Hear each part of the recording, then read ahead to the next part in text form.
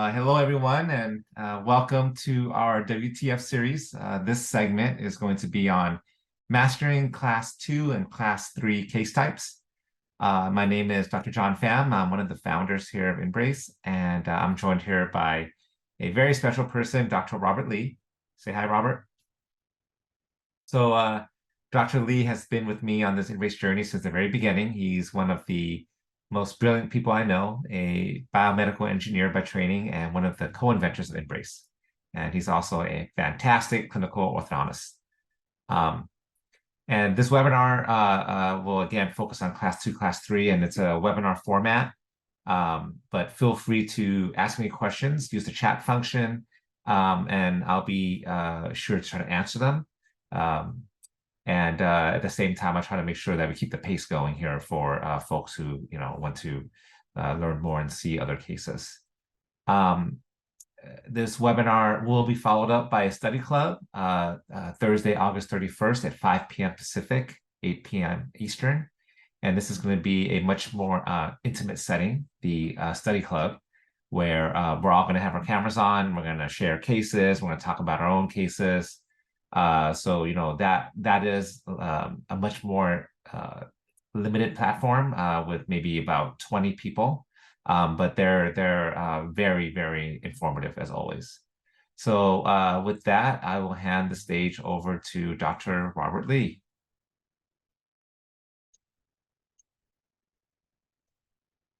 Thanks, John, for the very nice introduction.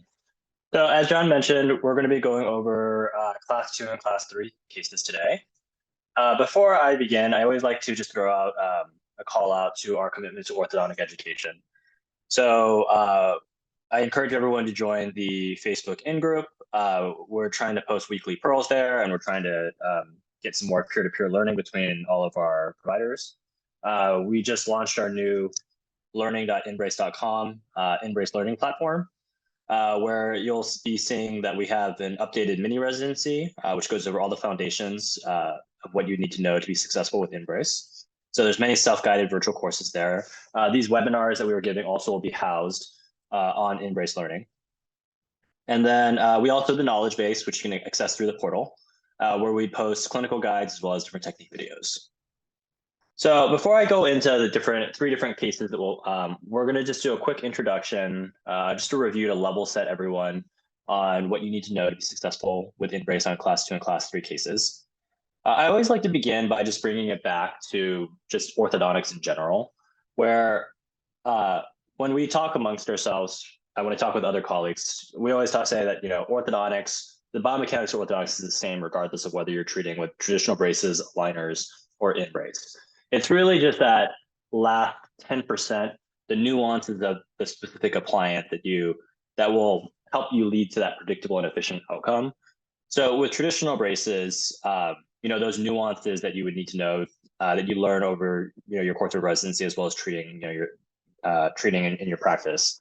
You get used to figuring out this is your bracket prescription that you like, the arch wire selection, whether you repost which flip brackets. For aligners, your overcorrection, your attachment design, staging. So you have the nuances of each one of those and how you personally prefer to practice. So with InBrace as a new category of orthodontic treatment, we have to teach those nuances, that last 10% of orthodontic treatment. And then we try to adjust the systems that most providers, most orthodontists are already familiar with traditional braces and clear aligners for InBrace. So you'll find that it's all very similar, though, the workflows that we teach. So we went over many of these systems that we recommend.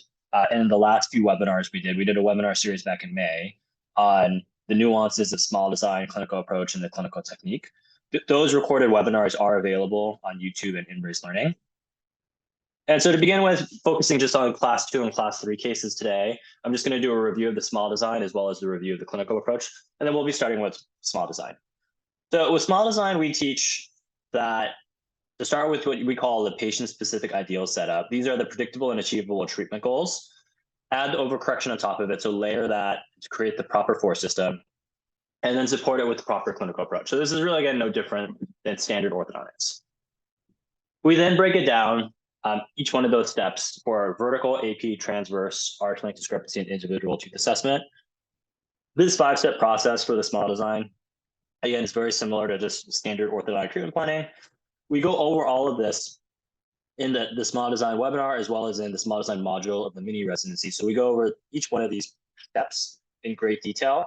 And then we created a InBrace model design reference guide that also goes over all of this. It's essentially summarizes everything you need to know into this reference guide. So when you open up this reference guide, it looks like this, where it breaks down each of the 5 steps into the component steps that you need to know to create a very predictable smile design. So in this webinar, we're going to be focusing primarily on the AP. So on the left side, you can see that there's 4 steps to it. Those 4 steps we can see here, which is determine the amount of AP correction desired, determine if the side effects of the inner arch elastics will be favorable or unfavorable, request for the necessary overcorrection past the ideal as necessary to counteract any unfavorable side effects, and then support the AP correction with the proper clinical approach.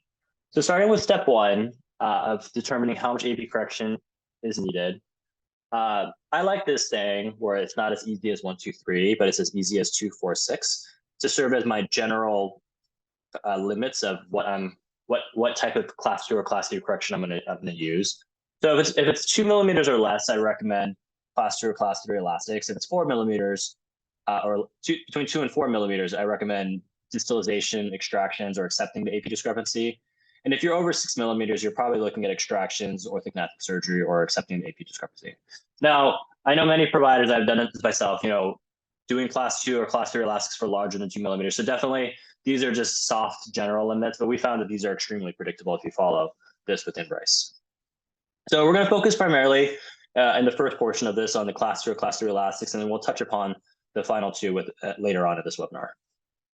So the reason why we need to add overcorrection to these class 2 and class 3 cases is to counteract the side effects of the planned mechanics and tooth movements. So you're adding an external force. We can break that down into its extrusive and mesial force vectors for the elastics. And you're going to have a vertical and mesial distal force. And because we have these forces are happening at the crown level rather than the center of resistance, you're going to have some tipping. So you may need to add, say, like a mesial crown tip to the upper teeth, distal crown tip to the lower teeth. That also will affect your inclination of your incisors. So you may also have to add overcorrection for palatal root torque to upper 2 to 2, labial root for lower 2 to 2, or adding some lower IPR. This is all really, again, no different than traditional braces or aligners, because these side effects from elastics are the same regardless of what treatment modality. So with InBrace, you may have to add any of these overcorrections for your class 2 cases. Most commonly, palatal root torque to your upper 2 to 2, distal crown tip to your lower molar. Sometimes you have to add intrusion to your upper canine, upper premolar, if you don't want those to extrude. Those are the most common. For class 3, most common is adding distal crown tip to your upper molar, potentially intrusion to your lower canine or lower premolar, wherever you're running the elastics from. The one thing to keep in mind with InBrace versus, say, traditional braces is that with traditional braces, you have a very rigid, straight stainless steel arch wire. So you have to imagine what side effects, if I was running elastics with a light tie wire, say a light round tie wire, what side effects would I be getting? And then whatever those side effects are, you just add the opposite with your overcorrection. Because with InBrace, we're doing elastics with lighter tie wires that have loops in between. Okay, so at this point of the AP overcorrection systematic approach, we've gone over determining the amount of AP correction desired and choosing the proper treatment modality, determining what side effects you're going to get from the inner arch elastics, and then requesting that necessary overcorrection past the ideal to counteract those unfavorable side effects. And then the last part of it is proper clinical approach. So we're going to go into that. So first, let's start with this example. Step 1, this is about a 2 millimeter AP correction.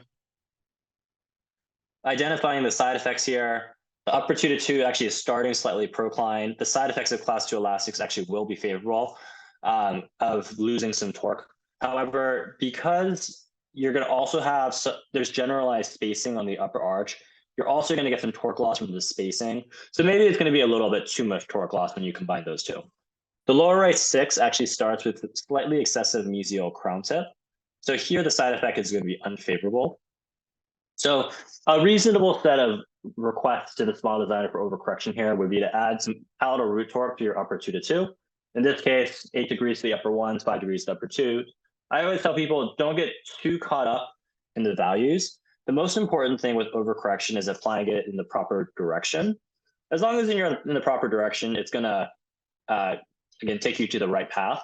If you go in the wrong direction, you're just going in the wrong direction. On the lower right six, we're going to add some distal crown tip.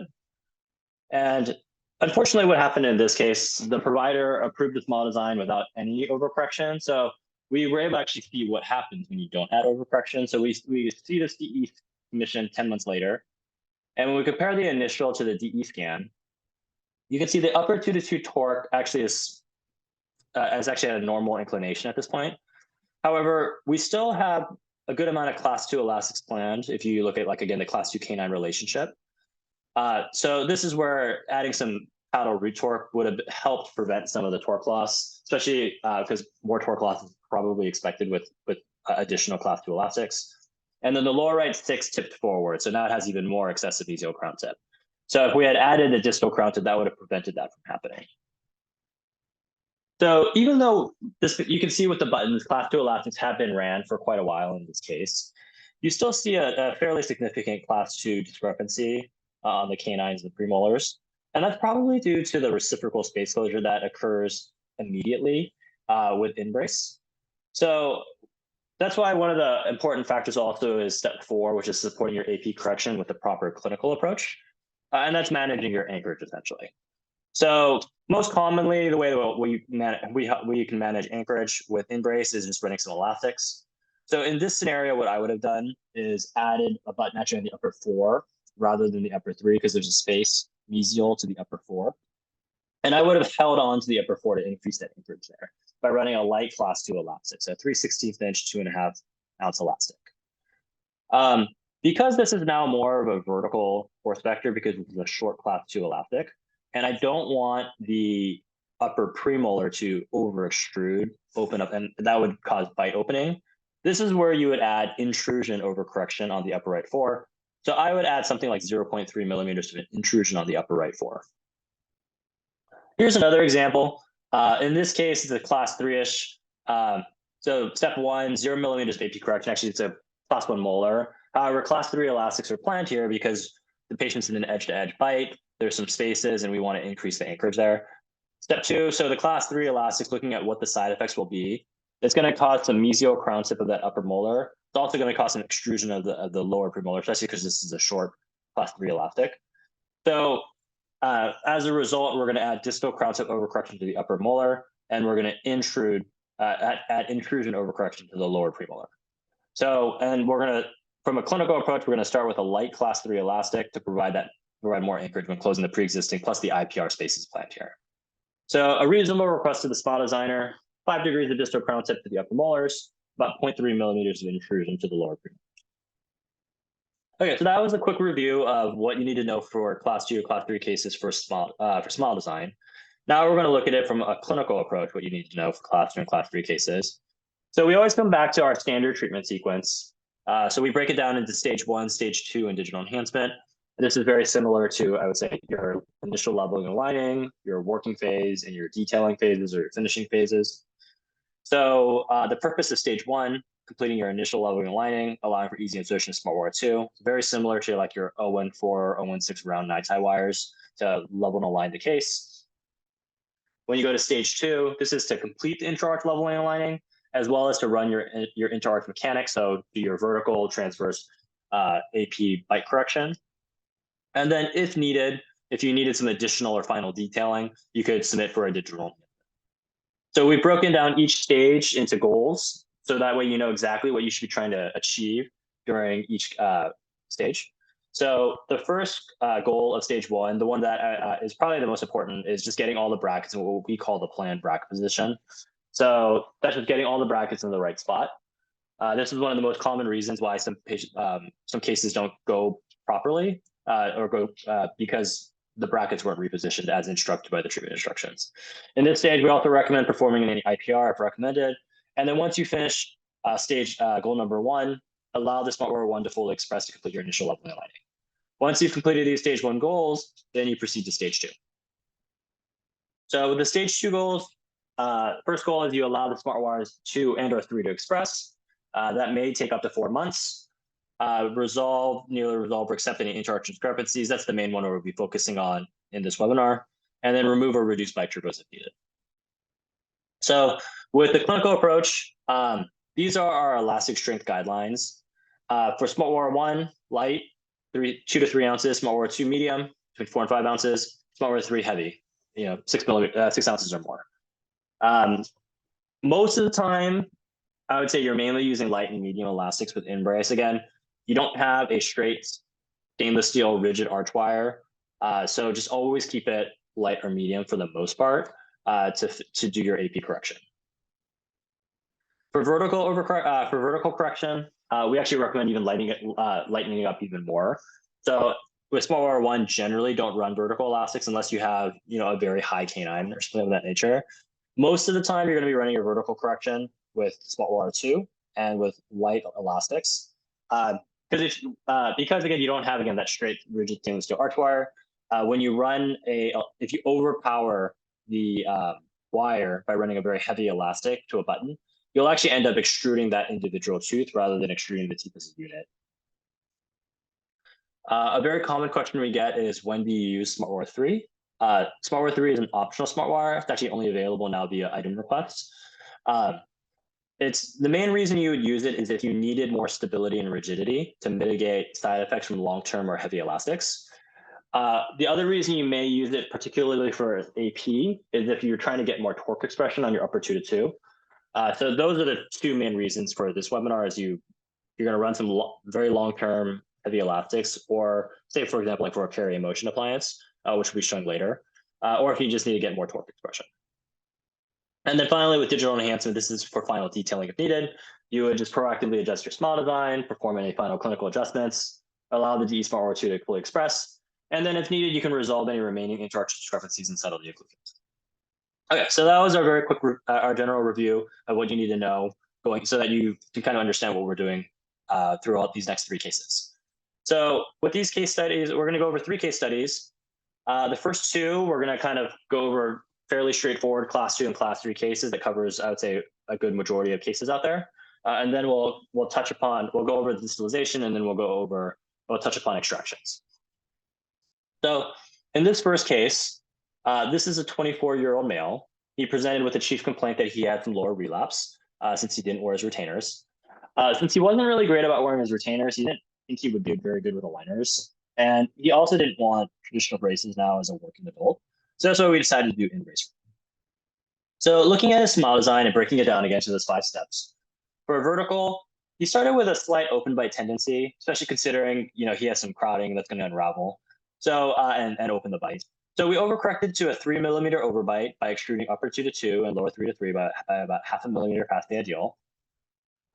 He has a class 3 tendency, and then I was concerned that when this crowding unravels, his overjet was a little tight, that he would end up with like a premature anterior interference. So I was planning from the very beginning, I'm going to run some class 3 elastics for him. And so we were planning on doing class 3 elastics from the lower 3 to the upper 6 on both sides. So we added some distal crown tip overcorrection to the upper molars in this case. Transverse was normal. For arc length discrepancy, I was just going to add some lower IPR to help resolve some of that lower crowding. And then for detailing, we go through 5 different steps, just removing any unnecessary movements, adding any ideal detailing movements, adding any overcorrection for individual like root tip. And in this case, there wasn't any. There wasn't really much rotation on the upper central, so I didn't have to worry about the upper central and size of rotation tip side effect, as well as for additional virtual power train. So what we're going to be focusing on in this case is the class 3 correction. How do we deal with the class 3 correction and what interarch elastic strengths we're using? We'll also go over just how to progress through the standard treatment sequence when there are off-centered or blocked out teeth. And from a clinical technique, we're going to review how to deal with these blocked out teeth. So looking at the treatment instructions, lower right 1 is blocked out, lower left 2 starts in an off-centered bracket position, and there is some lower IPR planned. There's also some expected collisions on the upper left 1 and the upper left 4. So at the fitting appointment, we put the upper and lower on. We performed some of the IPR that was prescribed. We directional bonded the lower right 1, meaning we bonded the wire to the tooth. We added flexible bike turbos on upper left 1. In retrospect, nowadays, I would recommend doing on both upper left 1 and upper right 1 in the event that, say, the upper left 1 fell off. And then we bonded clear buttons to start nighttime light class 3 elastics. So because it's a fairly long span, we did a quarter, and I wanted to keep it pretty light. We did light class 3 elastics, quarter-inch, 2.5 ounces.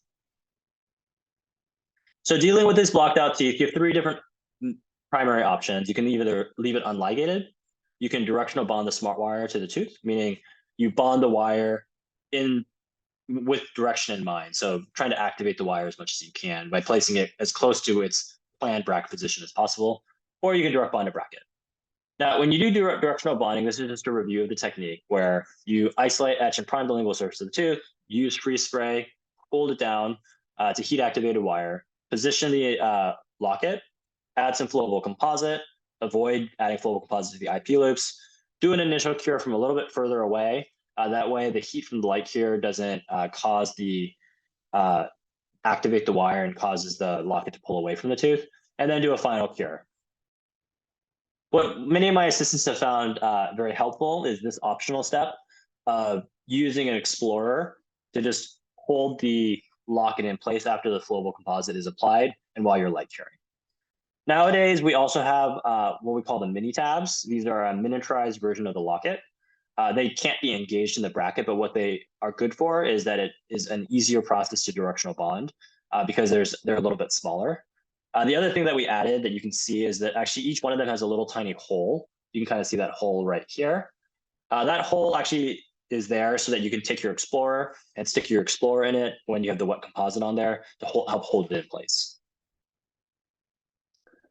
So going back to the case, we're now coming back to the patient's first visit back with us 2 months later.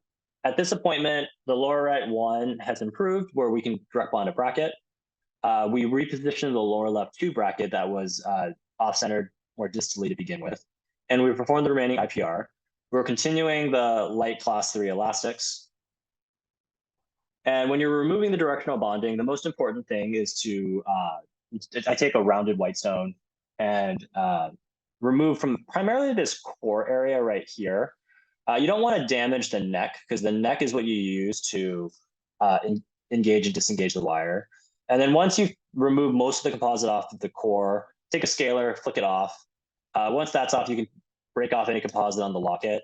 If it's not coming off, just go in and remove a little bit more composite and then remove any composite remaining on the tooth. Just a reminder for how to direct bond the brackets.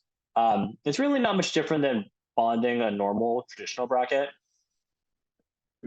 Look at the long axis of the tooth for the mesiodistal angulation. Just line it up with that.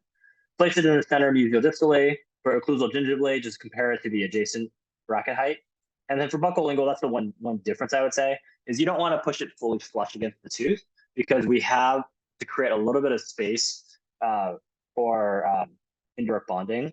So if you look at some of these other brackets, you see, like, say this for this premolar, there's a little bit of space between the bracket and the tooth virtually. So just press lightly and firmly, but you're trying to account for that size of the composite base. Now, when you're doing your direct bonding, I have had a lot of providers get very nervous saying, I just don't think I can place it properly. And I always tell them, you don't have to place it perfectly. It's impossible actually to place it perfectly. So as long as you're getting it pretty close, where you're following, again, just like get it in the center of the tooth, compare it to the adjacent brackets gingival. Those are the 2 most important things. Then as long as it's a minor inaccuracy, you're going to be able to address that pretty easily in digital. Okay, so going back to the case, this patient came back for this next visit.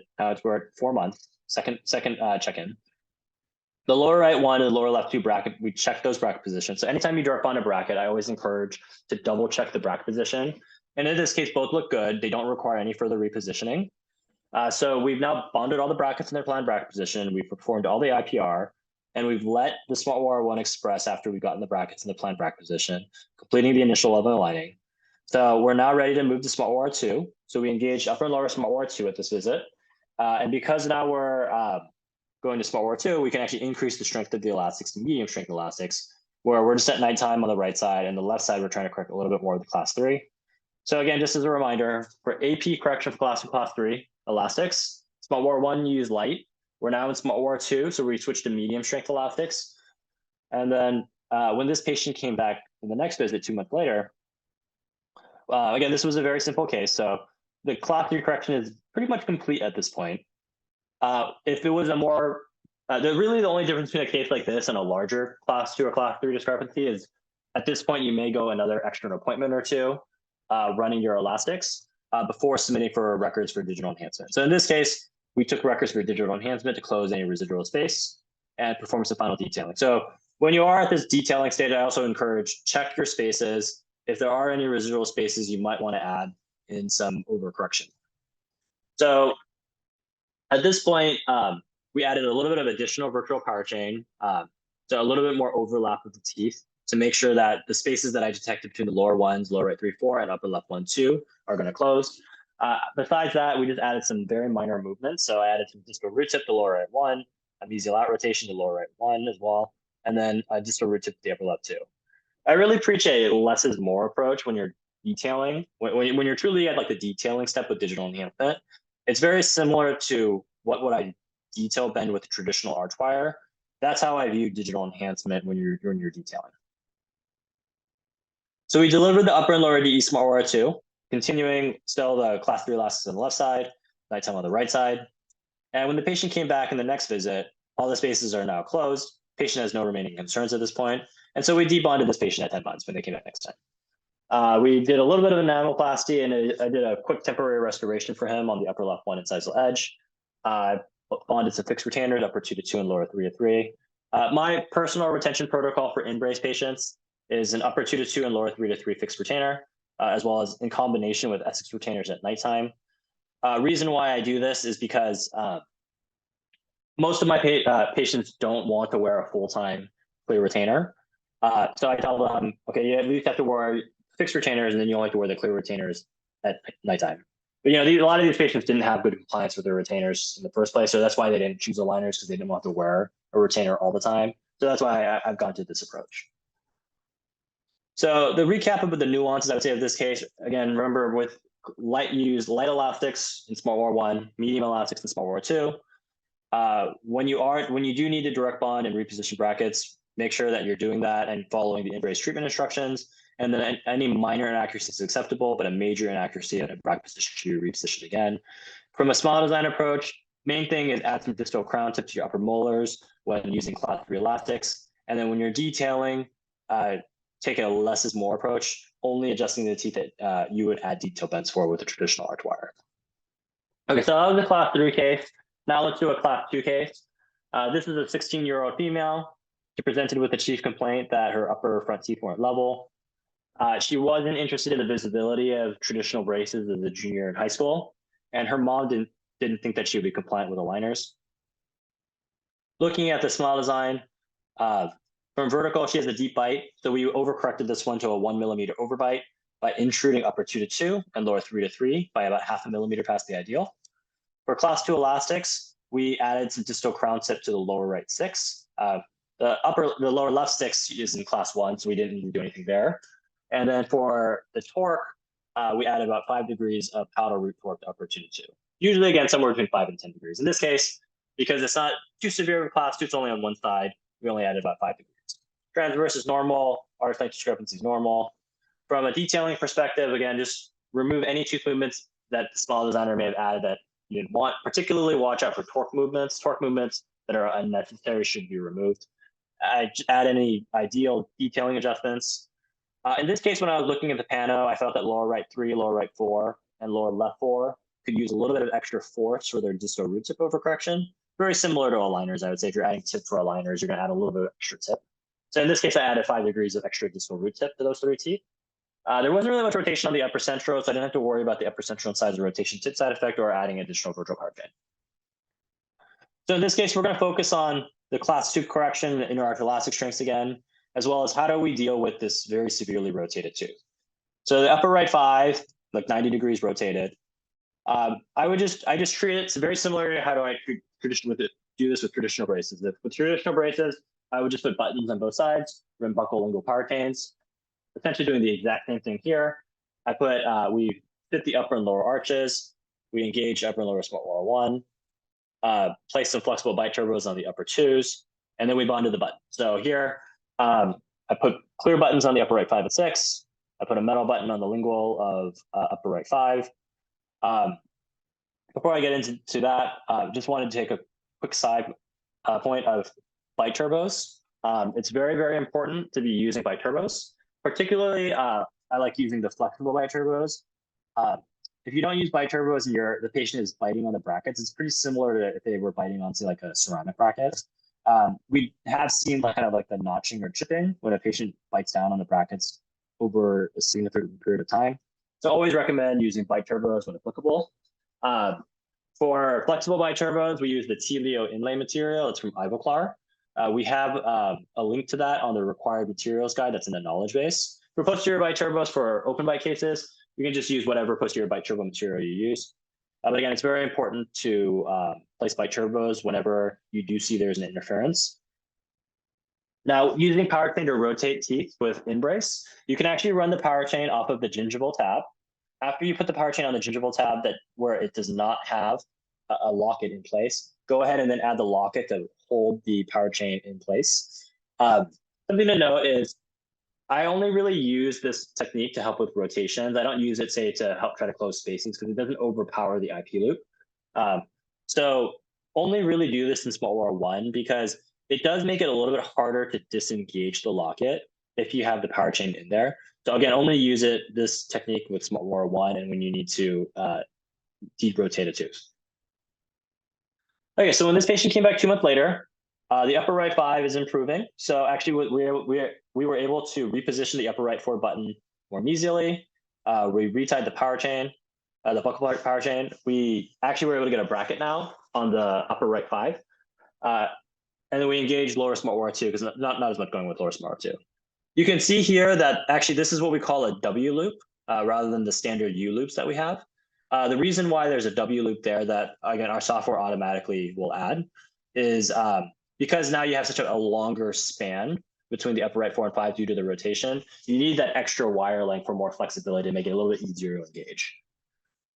When the patient came back for her next visit, about 2 months later, we actually were able to reposition the upper right 5 bracket more. You can see that at this point, we felt that it was near the planned bracket position, this repo that we did. And we started, we're still in smart vour 1 on the upper. So we bonded buttons on the upper right 3 and lower right 6 to start some full-time class 2 elastics on the right side. In this case, we're doing a light 3/16 inch, 2.5 ounce elastic. When this patient came back in her next visit, we checked the upper right 5 bracket position, felt that it looked good. So that now we have all stage 1 goals have been completed.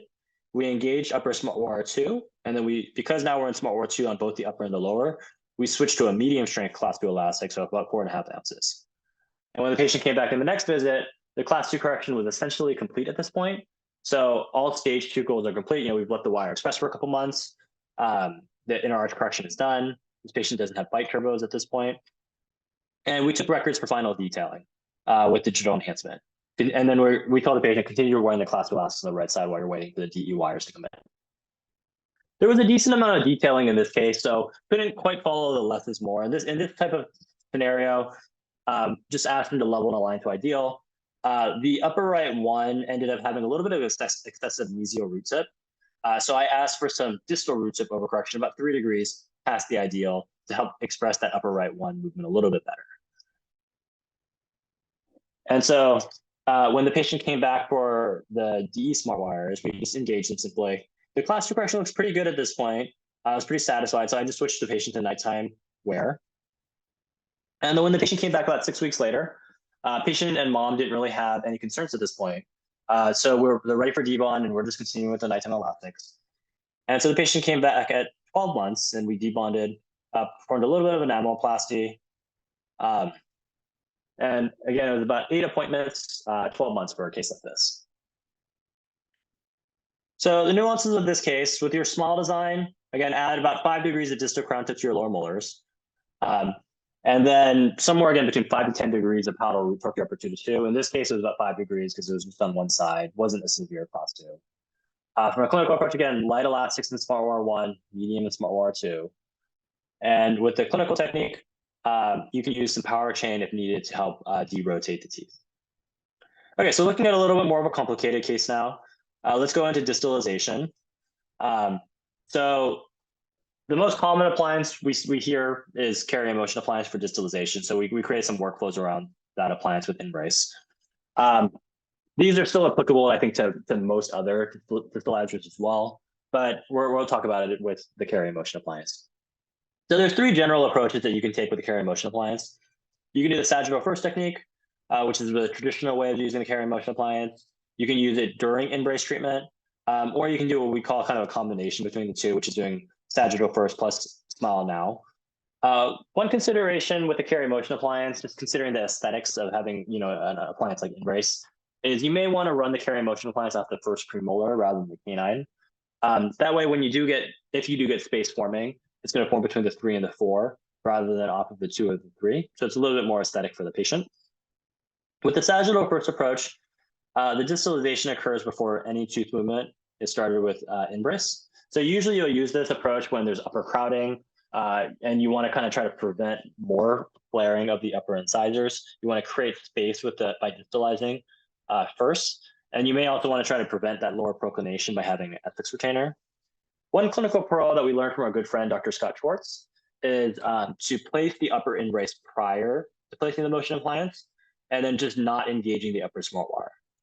The reason he does this, or he taught us to do this, is it greatly simplifies the transition process for indirect bonding, because instead of having to remove the carrier, place an ethics retainer, scan for InBrace, and then perform the indirect bonding, you already have the brackets on, so you just simply have to engage the wire. So you don't have to worry about that transition process, creating an ethics retainer for the patient.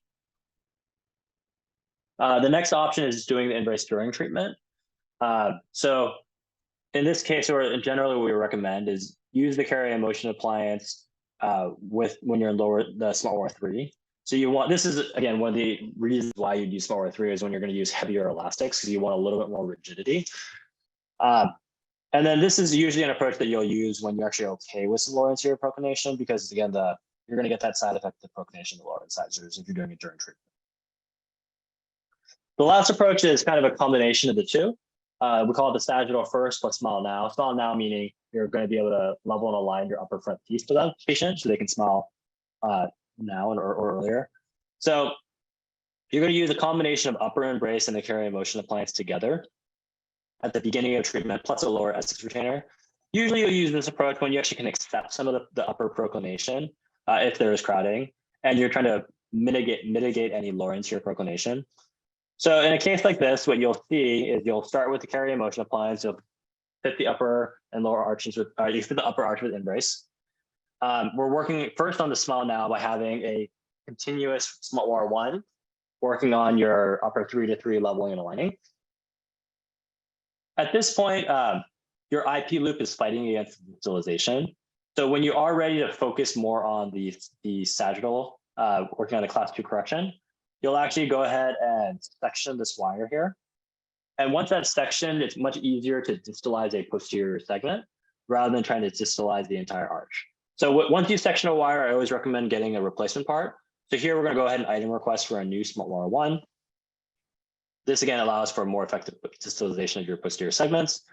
And so once your posterior segments have distalized with your force level 2 elastics, you'll engage your item requested upper SmartWire 1, continue using your carry motion appliance, your force level 2 elastics for anchorage. And the IP loop is going to start closing the space. It's going to start retracting your upper 3 to 3. You may need to go to upper SmartWire 2 to finish the retraction. At this point, once the retraction is complete, you'll swoop for digital enhancement, where the lower arch can be added to provide so that you can get some lower IDV trays. And the carry motion appliance can be removed at the next appointment when you're doing the lower fitting. The only change you have to do in this InBrace smile design is when a carry motion appliance is planned is keeping in mind you're going to get some mesial out rotation of the upper molars. So you want to make sure that your smile design is working in harmony and not counteracting this effect of the mesial out rotation with the carry motion appliance.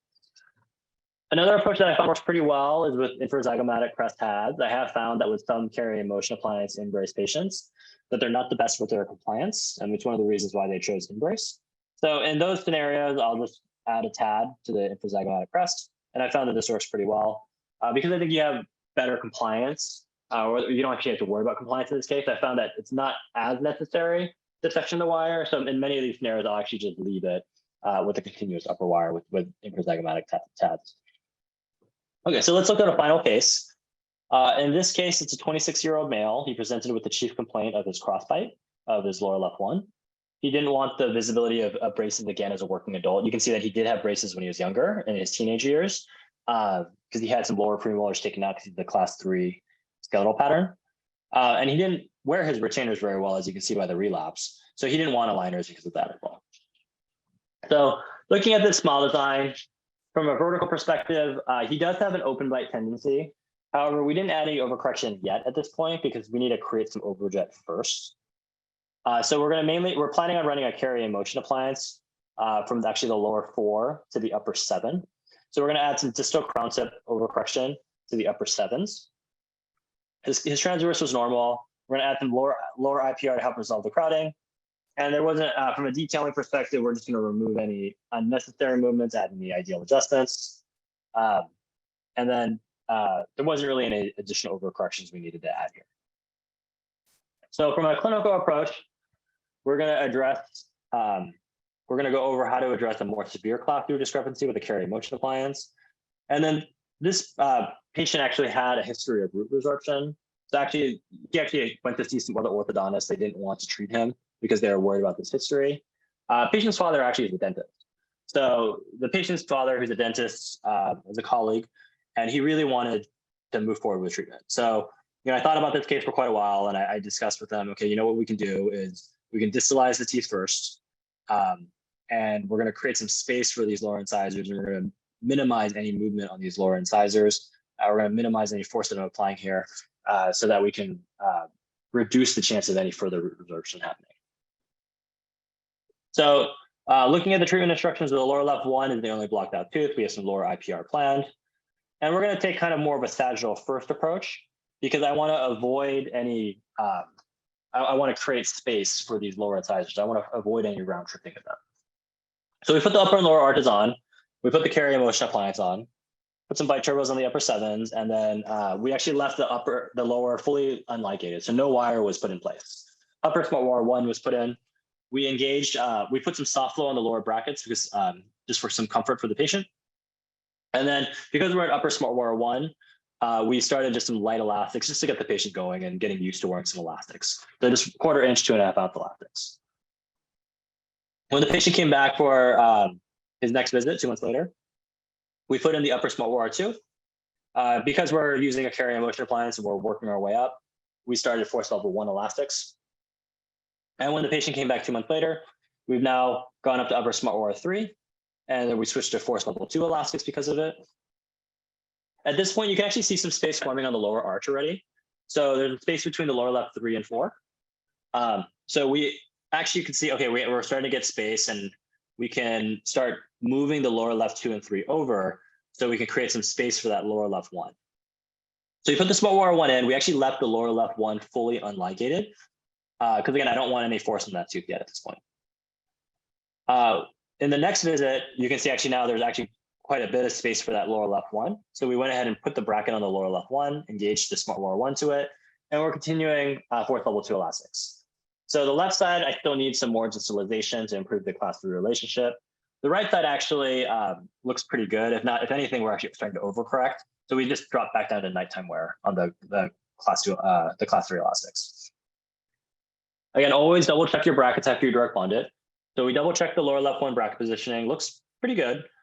We went ahead and engaged the lower smart wire 2, and we continued we're continuing same full-time left side, nighttime right side. We took records for a mid-course digital enhancement just because I wasn't satisfied with where the detailing was at this point. So at this point, I just asked them to level and align to ideal. Because now we do have proper overjet, I overcorrected the overbite to about 3 millimeters by extruding upper and lower 3 to 3 by 0.5 millimeter past the ideal. There was a torque issue on the upper left 2, so I just had them step it in.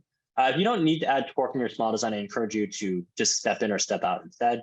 In this case, when you step it in, you actually are going to tip the tooth back, so you'll get some retroclination, and that will actually usually address the torque. And then there was, because I wanted to make sure that space between the lower left 3 and 4 closed, I added a little bit of additional virtual power chain. So at this point, we're still really more in stage 2. I'm still working on the inner arch mechanics. So that was like a mid-course digital enhancement to kind of do some adjustments to get the detailing back on track prior to doing an official, I would say, detailing step. So we engaged the upper and lower DE smart wire 2. We're still continuing the force level 2 elastics on both sides.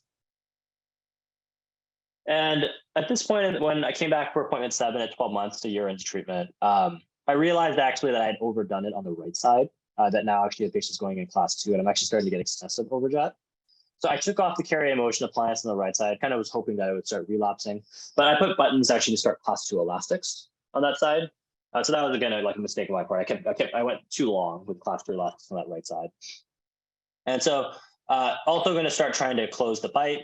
So we did I don't want force on the lower incisors, so I was running the vertical elastics from the canines. Typically, I actually prefer to run, and I teach to actually do your vertical elastics more anteriorly, so for off the upper centrals, so lower laterals. But in this case, because I'm trying to be careful with the root resorption, I'm running the vertical elastics off the canines.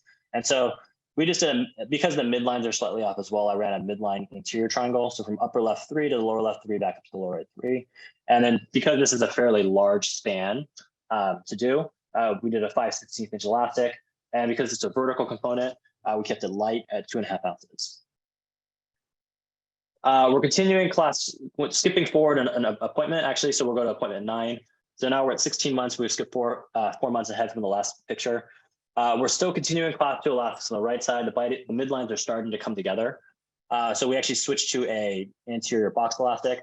At this point, I actually starting in the last appointment, we stopped the class 3 elastics on the left side. We took off the carry motion appliance. And so we're just again running class 2 elastics on the right side, anterior box elastic. And so when this patient came back at 18 months, now things are looking pretty good. We really just need to do some final detailing, particularly the lower incisors, the tips off. So now we're really finishing. We've now really truly finished stage 2, like your working phase of running your inner arch elastics. And so we took records for DE2 to perform your final detailing. At this point, we can really do kind of more the less is more approach. I still wanted to get a little bit more overbite. So I overcorrected to a 3 millimeter overbite by extruding upper and lower 2 to 2 by 0.5 millimeter past the ideal. And then I'm just adding what detail bends I would add if I was bending a traditional arch wire. So distal root tip to the lower right 1, medial root tip to the lower left 1, distal root tip to the lower left 3, distal root tip to the upper left 2, and then just a medial and rotation to the upper right 3. So to finish this case out is pretty straightforward now. We're going to engage that upper and lower DE2 from OR2. We're going to continue running the class 2 elastics on the right side, the anterior box elastics. And this is where we are now at this. So we're still at the 18 months, and I'm just about to deliver the new wires to this patient. So the nuances of this case, again, add the distal crown tip to whatever your terminal molar is when you're running your class 3 elastics in this case. Because we actually were okay, this patient started with an etched edge or even an anterior crossbite, I was okay with accepting some proclination. So we didn't add any, say, like labial root torque to your upper incisors to prevent that side effect. From a clinical approach, we used the sagittal first approach with the carry motion appliance to distalize the lower left side to create space for the blocked out lower left 1, trying to avoid any round tripping because of this patient's history of root resorption. We even left the lower arch without a smart wire to begin with. We left lower left 1 unligated until adequate space was created to bring it into the arch. Okay, so last category is when you're greater than 6 millimeters. So this is like a 3/4 cuss, full cuss, class 2, class 3. In these type of cases, most will generally do extractions or orthodontic surgery or accepting it. So if you needed to do extractions for a case like that, you have to manage your anchorage. So for this case, which is essentially like a full cut class 2 case on both sides bilaterally, we're going to use a Nance appliance. Quite often when I do extractions with InBrace, I recommend taking out the 5s. When you take out 5 rather than 4s that you may traditionally do with traditional braces. Main reason why is when you take out the 4s with InBrace, you can really see the extraction space. Patients don't like it. With traditional braces, I always tell them, you have all the colors, you have everything else going on, you don't really see it. With InBrace, though, there's nothing. You just see the teeth. There's nothing blocking the teeth. So I typically will take out 5s because patients don't notice it. Whenever I take out 4s with InBrace, I have to spend the time to build up a Pontic for them out of composite. It takes a decent amount of chair time. The other reason is quite often I'll use labial segments to close extraction spaces. So when you take out the 5s, your labial segment extends from the 4 to the 6 or 7. If you were to take out a 4, your labial segment now extends to the 3, which is much more noticeable for the patient. So you just have to really make sure to manage your anchorage in this case. That's why we have a Nance appliance. Even in my 3D printed Nance appliance, I even connected the 6s and 7s to just add a little bit more anchorage there. So in this case, what we would do here, we have InBrace upper and lower upper 4 to 4. We'll retract upper 4 to 4 with the Nance appliance. Once and the labial segments. Once the extractor spaces are closed, we can take off the Nance, take off the labial segment. You can bond InBrace brackets on the upper 6s and upper 7s if needed. So we've gone now over essentially most of what you need to know for any kind of AP case. Again, we have this reference guide that summarizes what you need to know with class 2 and class 3 cases. We also have what we call the InBrace toolkits that are now available to providers. So we have one on class 2 as well as for the carry and motion appliance. For the class 2, you'll see several different types of examples. So the mini residency are webinars. The small design reference guide, they kind of go over more from an academic sense of what you need to know. The toolkits try to go into many different case examples of how you would approach different class 2 cases or how do you approach using the carry and motion appliance. We can now open it up for any questions. Okay, Dr. Lee. I love those last 2 cases that you showed. First question here is if you could again kind of run through your class 2, class 3 elastic protocol, what type do you use and when do you use it? Yeah, so with class 2, class 3 elastics, again, smart wire 1, light elastics, 2.5 ounces. With smart wire 2, medium, so somewhere 4 to 5 ounces, and smart wire 3, or if you say we're using like a carry motion appliance, then that's when you would use heavy elastics. A provider would like to learn more details on your zygomatic class 2 correction. This person's had, tried using these types of anchorage devices before and, didn't have much success. So any more you can talk about regarding that? Sure.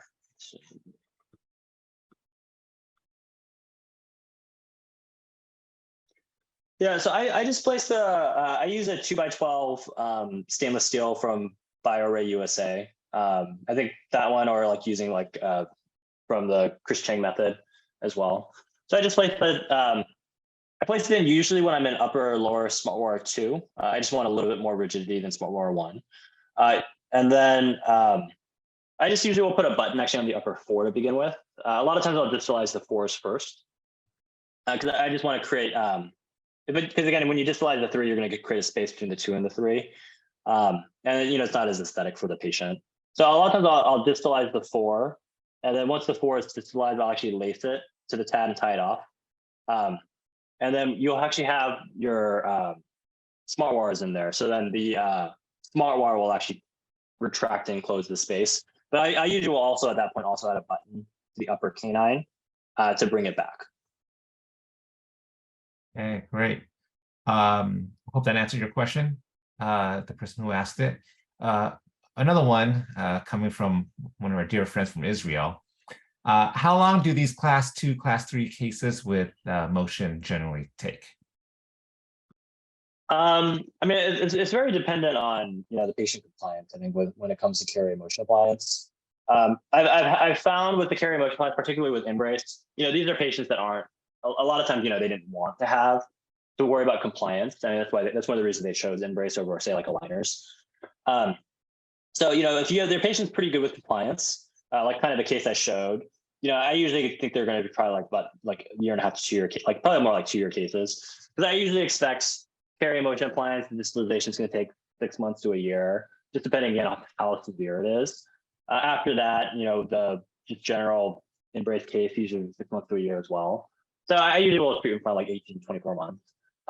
Some of these patients, though, I just generally found that their compliance isn't really there. So I'll start off with a carry motion appliance, and then it becomes very apparent they're only really wearing it at nighttime or something like that. So in those scenarios, then I'll just actually add the intrazygomatic TAD, or if it's a class 3, I would add like a buffer shelf TAD to kind of make it so that they don't have to worry about the compliance anymore. Okay. If a patient needs expansion with the Hyrax and AP class 2, class 3 type corrector. What's your sequence? So with the Hyrax, there's usually I'll actually do the Hyrax prior to InBrace. You can do it technically during, but I like having the extension arms of the Hyrax. So normally I recommend just do your expansion first.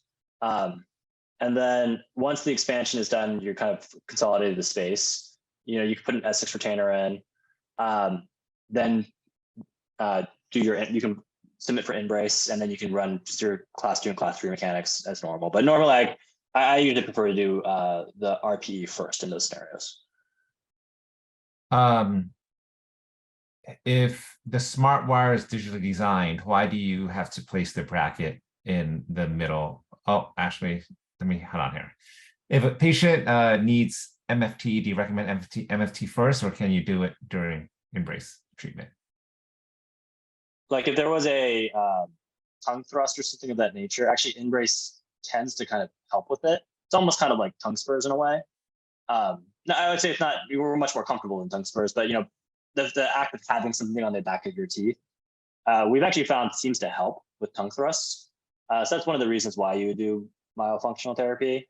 So we haven't actually found the need for it because of that reason. So I would say I'm not sure because we haven't ever done it, I would say, in sequence with InBrace, but we have found that the tongue thrusts seem to naturally improve just because by the nature of having something on the back of your teeth. Okay. And maybe the last one for today is, if the smart wire is digitally designed, why is it that you need to place the bracket in the middle of the tooth? Yeah, so the main reason for that is it just, your bracket is where the rotation is the center of rotation on that tooth. So if you have a bracket just way off to the mesial or way off to the distal, it just doesn't tend to rotate the tooth as planned. And I always like it back to traditional braces. So if you were to put a traditional bracket way to the mesial or way to the distal, could you align the tooth? And I would say the answer is yes. It just makes it more difficult because you probably would have to add a fairly large bend, actually probably even overcorrection into the bend to align the tooth if you put a bracket way off to the mesial or distal. So same thing happens with InBrace. If you put it in the center of the tooth, rotations occur very easily and as planned. If you put it way off to the mesial or way off to the distal, you're hinging now off the mesial or the distal. So because of it, it doesn't always express the rotations as well. You'd have to technically add overcorrection to the smile design, similar to, again, having to add overcorrection into a detail bend with traditional braces. So that's why I just have always found it easier if you just focus on getting your brackets in the middle of the tooth, then all your rotations will play out. Your leveling and aligning will play out much more predictable. That's fantastic. So thank you everyone for joining our call today. We're here for you guys. So anything you like, anything you want to see more of, please let us know. And with that being said, thank you for spending the last hour with us, and we look forward to creating the future with all of you.